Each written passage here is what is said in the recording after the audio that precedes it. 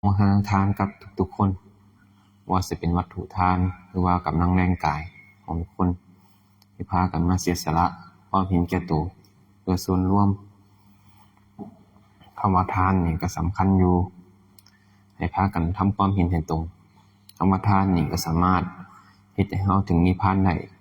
บารมี10ทัศก็เริ่มจากคำว่าทานก่อนทานศีลเนกขัมมะปัญญาวิริยะขันติสัจจะอธิษฐานเมตตาอุเบกขานี่บารมี10ทัศเริ่มจากคำว่าทานก่อนคำว่าทานนี่คือการสละวัตถุสิ่งของหรือว่าจะเป็นยับคำว่าในเนี่ยอีกระดับหนึ่งกำลังแรงกายเพื่อผู้อื่นคำว่าทานนี่คือการสละให้สละออกสละแล้วให้ขาดมือสละแล้วให้ขาดมือเพราะมันเอาวัตถุสิ่งของหนึ่งไปแลกวัตถุสิ่งของหนึ่งอันนี้ผิดทำความเห็นให้ตรงถ้าเฮาเฮ็ดจังซั่นกับเปรียบเสมือนพนักงานเงินเดือนเอากำลังแรงกายเจ้าของไปแลกเงินเดือนให้ของเจ้าของได้ใช้อันนั้นผิดวัตถุประสงค์คำว่าทานให้ขาดมือทานเพื่อผู้อื่นทานคือการสละให้คือสละออกให้มันแล้วพอเฮามีใจ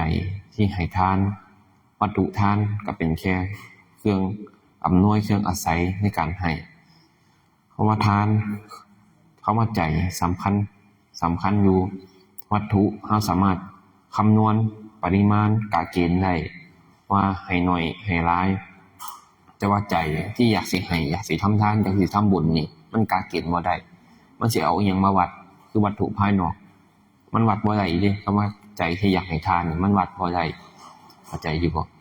เพราะฉะนั้นแล้วเริ่มมีทานคือการเสียสละให้ผู้อื่นการเบียดเบียนผู้อื่นก็ย่อมน้อยลงเช่นกันเบียดเบียนผู้อื่นน้อยลงจังใดเฮาบ่เบียดเบียนทำลายผู้อื่นก็ซ้ำเฮาบ่ฆ่าสัตว์นั่นล่ะ1บ่ลักทรัพย์ผู้อื่นนั่นล่ะบ่ถือเอาของที่ผู้อื่นบ่ได้ให้ก็ทำบ่เบียดเบียนผู้อื่นเช่นกันคำว่าศีลก็เริ่มปรากฏขึ้นแก่ใจเฮาเทื่อละหน่อยจากการให้ทานยับเข้ามากับคำว่าศีล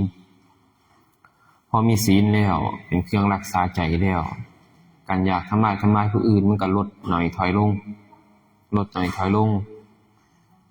อาจสิมีอยู่แต่หน่อยลดหน่อยถอยลงประกอบกับการได้ยินได้ฟังธรรมคือคำว่าสุตตะมยปัญญาคือการได้ยินได้ฟังธรรมก็เหมือนการได้ยินได้ฟังสิ่งที่เฮายังบ่ฮู้เฮาก็สามารถรู้ได้เกิดจากการฟังคือว่าสุตตะน้อมโสดคำว่าฟังแล้วก็โอวันวิจิโกน้อมเข้าไปเปรียบเทียบกับประสบการณ์ชีวิตเจ้าของนั้นที่เคยผ่านมาถ้าเฮาฟังผ่านๆมันก็บ่ต่างจากฟังเพลงบ่ได้ประโยชน์จากการฟังแล้วให้พากันน้อมเข้าไปเปรียบเทียบกับประสบการณ์เจ้าของนี่มันก็สิเห็นความจริงพอเห็นความจริงแล้วว่าการเบียดเบียนผู้อื่นนี่บ่ก่อเกิดประโยชน์มีแต่เกิดโทษเปรียบเสมือน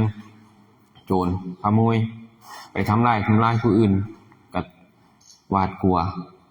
ตำรวจทหารเขาเจ้าสิไปจับเอาเขาเจ้าสิไปจับเอาเจ้าของนั่นก็เปรียบเสมือนคือกันคนทำผิดย่อมมีความหวาดกลัวในการกระทำของเจ้าของแต่เฮาเป็นผู้เริ่มมีศีลมีทานแล้วแต่เฮาหวาดกลัวกรรมคือการกระทำของเจ้าของที่เป็นโทษหรือเข้ามาหิริกับโอทธัปปะนี่มันเริ่มมีความหวาดกลัวย่านกลัวกรรมกลัวการกระทำของเจ้าของอันนี้หวาดกลัวในทางที่ดีบ่แม่นทางที่บ่ดี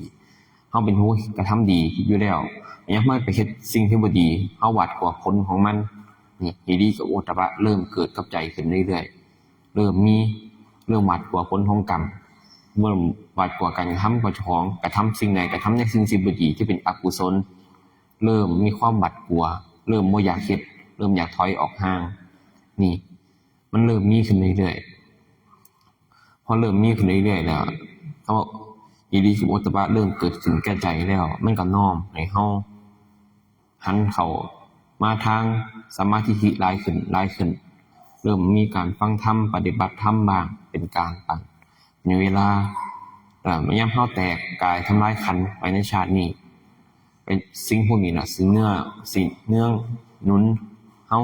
ไปทางสุคติภูมิมีหยัง คำว่าสุคติภูมินี้มีหลาย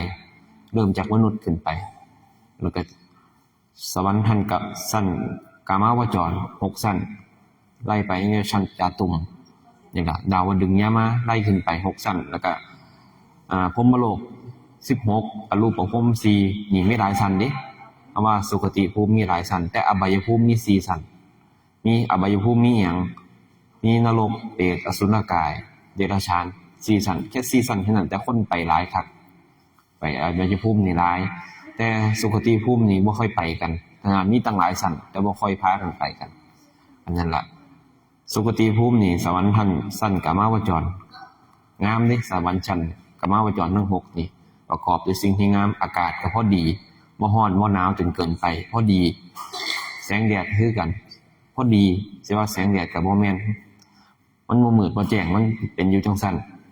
บรรยากาศต่างๆน้องน้ำบุคคลผู้คนทั้งหลายก็มีแต่ผู้สวยๆงามๆมีแต่ผู้สวยๆงามๆบ่มีเด้อ้วนๆขี้โผล่อ่อนหลอดคือพอพูนบ่มี บ่มีแต่ผู้สวยงามๆร่างกายผิวพรรณเขางามหน้าตางามทั้งผู้หญิงผู้ชายเกิดจากบุญคืออำนาจบุญของเฮาบุญญาฤทธิ์อำนาจบุญเฮาดลบันดาลมีนางอักษรคอยรับใช้หรือว่าคนรับใช้ก็แม่นขาทาสบริวารเฮาก็แม่นนางอักษรนั่นล่ะเกิดจากบุญญาฤทธิ์เฮาหน้าตาก็มีผู้ผิวพรรณงามๆงามรูปร่างลักษณะดีนี่การอยู่การกินก็บ่ได้ลำบากคือเฮาแค่ระลึกนึกถึงเอาว่าอยากกินหยังก็อิ่มแล้วนั่นชั้นสวรรค์วิมานอีหยังก็สวยงามที่อยู่ที่นอนก็นุ่มดีสบายดีนี่คือสวรรค์ชั้นกามาวจรของเฮาที่ผู้สามารถขึ้นไปได้ก็ต้องมีคำว่าศีลคำว่าหิริโอตตัปปะหิริโอตตัปปะนี่ก็คือเทวธรรมคือธรรมของเทวดาหั่นล่ะเว้าง่ายๆคือศีลนั่นล่ะมันก็ออกจากคำว่าศีลคือหวาดกลัวกรรมกลัวผลของการกระทำที่เป็นอกุศลนี่ล่ะพอเป็นขึ้นสวรรค์แล้วแต่ว่าสวรรค์นี่ก็มีทุกข์เช่นกันทุกข์จังไดทุกข์เพราะว่าสิพัดพรากจากสมบัติเหล่านั้นก็คือการตายสิ่งใดมีการเกิดก็ย่อมมีการเปลี่ยนแปลงมาธรรมดาคือคำว่าอนิจจังเกิดขึ้นมาแล้วบ่ตั้งอยู่จังซั่นเสมอไปเกิดขึ้นมาแล้วย่อมมีการเปลี่ยนแปลงเปรียบเสมือนเฮาร่างกายเฮาเกิดขึ้นมาเป็นเด็กน้อยเฮาก็อยากเป็นผู้ใหญ่เห็นอยู่บ่มีการเปลี่ยนแปลงใหญ่แล้วพอใหญ่แล้วก็บ่อยากเฒ่าร่างกายมันคือเฒ่าอยู่บ่อยากตายมันก็คือตายความตายเสมอกันเบิดในหมู่สัตว์เกิดแล้วตายเสมอกันทุกคนบ่ว่าสิเป็นมนุษย์สัตว์เดรัจฉานหรือเทวดาก็เช่นกันตายแต่ว่าเทวดาสิตายนี่มันสิมีนิมิตหมายบอก1อาสนะที่นอนแข็งปกติร่างกายเทวดาเขาเจ้ามีกลิ่นหอมบ่มีกลิ่นแต่ว่าร่างกายเทวดาก่อนสิตายสิมีเหงื่อออกตามหลักเลขตามรูปมงคลสิมีเหงื่อออกอาสนะแข็งวิมานเสาหมองดอกไม้ประดับอยู่วิมานของเริ่มเสาหมองนี่คือนิมิตหมายที่คำว่าเทวดาสิตายคนเฮาทั้งหลายสัตว์ทั้งหลายตายแล้วส่วนใหญ่มักไปอบายภูมิซีซั่นเองอบายภูมินั่นแต่ว่าสัตว์มักไปนี่ตายแล้วบ่ว่าสิเป็นเทวดาคือกันตายแล้วส่วนใหญ่สิมักลงอบายภูมิเปรียบเสมือนคนโคกับเขาโคไล่เอาคนลงอบายภูมิเปรียบเสมือนคนโคคนไปสุคติภูมิเปรียบเสมือนเขาโคมันต่างกันหลายปานนั้นเทวดาก็เป็นสัตว์จำพวกนึงเช่นกันตายไปแล้วส่วนใหญ่ลงอบายภูมิซะส่วนหลายเพราะว่าเสวยผลบุญเจ้าของเบิดแล้วผลบุญเจ้าของเบิดแล้วก็เหลือแต่อกุศลกรรมที่เจ้าของเคยกระทำเพราะว่าคนเฮาเกิดมาบ่ทำผิดเป็นไปบ่ได้ก่อนสิฮู้คำว่าถูกทุกคนย่อมมีคำว่าผิดมาก่อนเหมือนกันทุกคนเหมือนกันบ่ต่างกัน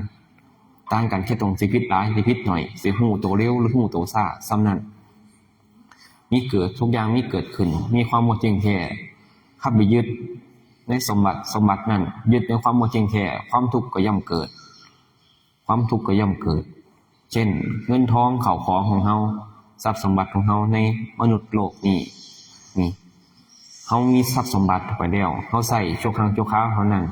เฮาตายไปแล้วทรัพย์สมบัตินั้นก็ยังอยู่คือเก่ามันบ่ได้ไปกับเฮาเด้มันจะเปลี่ยนจากมือเฮาไปมือผู้อื่นแต่เฮานี่มีมันอยู่ใช้มันให้มันเป็นใช้มันให้มันเกิดประโยชน์พื้นที่ดินเงินทองเข้าของต่างๆเฮามีมันอยู่ตอนเฮาครอบครองมันอยู่นี่เฮาพอเฮาก็ใช้มันให้มันเป็นมันแม้เฮาตายจากมันเฮาแก่ชราเข้าของนั่นมันก็มันบ่ได้ไปกับเฮามันเปลี่ยนจากมือเฮาไปมือผู้อื่นเท่านั้นเปลี่ยนจากมือเฮาไปลูกเป็นหลานบ้างจังซี่มันบ่ได้ไปติดตัวเฮาไปมีแต่บุญกับบาปที่ติดตัวเฮาไปได้เฮามีการทานมีการฟังธรรมแล้วอย่าพลาดกันขาดกันภาวนาคือเฮ็ดจิตใจให้สงบร่มเย็นการภาวนาขัดเกลานี่คัมมะคือการข่มอารมณ์ข่มความรู้สึกเจ้าของไว้สิ่งที่บ่ดีก็ฮู้อยู่ว่ามันบ่ดีแต่ก็ข่มมันไว้อย่าให้มันออกมาคือนี่คัมมะคือการข่ม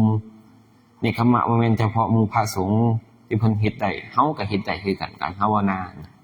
นี่คัมมะการกดข่มอารมณ์ที่มันบ่ดีของเจ้าของอย่าให้มันแสดงออกมานี่คัมมะการกดข่มมีการภาวนาคู่ไปนำเพราะว่ามีการภาวนามันเฮาสามารถต่อได้หลายอาจสิมีตอนเฮาเป็นเทวดาอยู่นั่นอาจสิมีภิกษุผู้มีฤทธิ์เพิ่นไปแสดงธรรมเพื่อโปรดเฮาก็มีหรือว่าเฮาอายุยืนพระพุทธเจ้าองค์ใดองค์หนึ่งเพิ่นเปิดไปเทศไปโปรดไปสอนเอาก็มีบ่เห็นบ่ในธรรมจักรกับปวัตตนสูตรพระพุทธเจ้าเทศกันนี่จบปึ๊บมีพระอัญญาของพระญาบรรลุโสดาบันแค่ผู้เดียวแต่เพราะเทวดาบรรลุอรหันต์ตั้ง18ล้านโกฏมันหลายปานนั้นเขาบรรลุได้จังได๋เขาบรรลุจากการสั่งสมของเฮาเนี่ยล่ะคือเฮาหมู่นี่สั่งสมการฟังเทศน์ฟังธรรมฝึกหัดภาวนานี่เขาเจ้าก็แค่วันท่าผู้ไปเทศน์เอาไปโปรดเอาแค่นั้นเพราะว่าเขาเจ้ายังบ่เล็งเห็นโทษเขาเจ้าเห็นแค่ประโยชน์ของกามชั้นสวรรค์ชั้นกามาวจรเขาเล็งเห็นประโยชน์แต่ของกามของกามรูปรสกลิ่นเสียงนี่ล่ะทั้ง5กามคุณทั้ง5เขาเจ้าเสพอยู่จังซั่นเขาบ่ว่ากันเล็งเห็นโทษมันสะดวกมันลื่นเริงบันเทิงคือหยังนี่เด้เปรียบเสมือนเศรษฐีผู้มีบ้านใหญ่มีข้าทาสบริวารมีสระมีหนองน้ำมีสระน้ำมีสระว่ายน้ำให้ใช้มันก็ลื่นเริงบันเทิงการอยู่การกินก็ดีมันสิเล็งเห็นโทษได้จังได๋นั่นล่ะก็เลยมีคำว่าพระภิกษุผู้มีฤทธิ์เพิ่นไปโปรดเอาก็มีหรือว่าเฮาวิตกธรรมก็คือการได้ยินได้ฟังธรรมเฮาวิตกเอาเองคือว่ารับคิดวิตกพิจารณาตามความเป็นจริงของตัวเจ้าของนี่ก็มันสามารถเฮ็ดให้บรรลุได้เช่นกันหรือว่าสนทนาธรรมกับสาธรรมิกหรือกับหมู่นี่ก็สามารถเป็นเหตุเป็นปัจจัยให้บรรลุได้เช่นกันถ้าเฮาบรรลุบ่ได้เฮาก็เวียนว่ายตายเกิดมันบ่มั่นคงเด้คำว่าภพน่ะนี่มันยังบ่ตายเด้คนสิเป็นภพคำว่าภพนี่เกิดมันมีภพนอกกับภพในภพนอกหมายถึงอีหยังหมายถึงเฮาตายแล้วไปเกิดเป็นสัตว์เดรัจฉานบ้างเทวดาบ้างนี่คือภพนอกภพในคืออารมณ์เฮาความรู้สึกเฮาพี่เป็นภพในของแท้ๆตัวสิพาเฮาไปคือตัวพี่ภพในพี่ในความรู้สึกเฮาพี่ที่สิเป็นเหตุเป็นปัจจัยพาเฮาไปต่างก่อนที่เฮายังบ่ตายถ้าเฮาตายตอนเฮาสูญไปเลยอบายภูมิจังซี่นี่ภพมันเกิดอยู่ข้างในครับพี่ตัวที่เป็นเหตุเป็นปัจจัยสิเฮ็ดให้เฮาไปสู่คตินั้นทางไปนั้นพากันทำความเข้าใจให้ดีให้พากันสังสมเอาคำว่าเกิดเป็นเทวดาก็ยังบ่แน่นอนที่สิรอดพ้นจากอบายภูมิสิรอดพ้นจากอบายภูมิได้ขั้นต่ำต้องเป็นพระโสดาบันขึ้นไปบ่ต้องเวียนว่ายตายเกิดในอบายภูมิแล้วไปสู่สุคติภูมิอย่างเดียวเกิดอีกบ่เกิน7ชาติบ้าง3ชาติบ้างเอกภิชีก็ชาติเดียวโกลังโกลาโสระโสดานี่ก็3ชาติบ้างแล้วแต่ความรวดเร็วของปัญญาของเพิ่นของพระอริยะเจ้าเพิ่นนั่นล่ะเฮาอย่าพึ่งพากันประมาทในการใช้ชีวิตเพราะว่าของเฮายังบ่แน่บ่นอนถ้าเฮายังบ่ถึงแล้วอันตรายอยู่บุญ บุญมีก็เบิดได้เปรียบเสมือนเงินใช้ได้อย่างเดียวบ่หาเพิ่มก็ย่อมเบิดได้เช่นกันหั่นล่ะพากันไปเปรียบไปเทียบเอาฟังแล้วให้น้อมเข้าไปพิจารณาตามประสบการณ์เจ้าของให้เปรียบเทียบอย่าเฮ็ดแบบดุจเหมือนการฟังเพลงให้มันเพลิดเพลินไปจังซั่นบ่ฟังธรรมเป็นการฟังธรรมที่บ่ถูกต้องฟังธรรมแล้วต้องยอมโอปัญญิโกน้อมไปใส่ตนให้พิจารณาเอาตามประสบการณ์ของตนความเข้าใจของคนมันเอาให้กันบ่ได้พระพุทธเจ้ามันตรัสว่าปัญญาเอาให้กันบ่ได้มันเอาให้กันบ่ได้มันจับยัดให้กันบ่ได้เฮาต้องแยกคายตัวเฮาเองหั่นล่ะพากันไปพิจารณาเอาละ